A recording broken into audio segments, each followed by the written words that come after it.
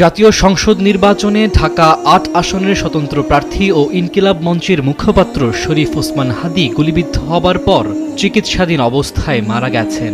ইন্না লিল্লাহি ওয়া ইন্না ইলাইহি রাজিউন। চিকিৎসকদের নানা চেষ্টার পরও বাঁচানো গেল না জুলাই অভ্যুত্থানের অন্যতম এই নেতাকে।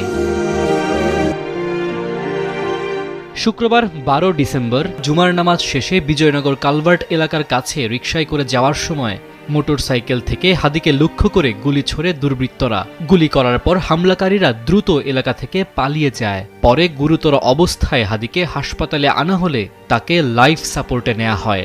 সেখানে সিটি স্ক্যান রিপোর্টে মাথার ভেতরে গুলি থাকায় অস্ত্রোপচার করা হয় তাকে। গুলিটি তার মাথার ডান দিক থেকে ঢুকে বাম কানের পাশ দিয়ে বেরিয়ে গেলেও এর দুই একটি অংশবিশেষ মস্তিষ্কের ভেতরে রয়ে যায়। এরপর ঢাকা মেডিকেল কলেজ হাসপাতাল থেকে হাদীকে এভার কেয়ার হাসপাতালে নেওয়া হয়। সেখান থেকে উন্নত চিকিৎসার জন্য এয়ার অ্যাম্বুলেন্সে করে সিঙ্গাপুরে নেয়ার পর চিকিৎসাধীন অবস্থায় মৃত্যু হয় তার।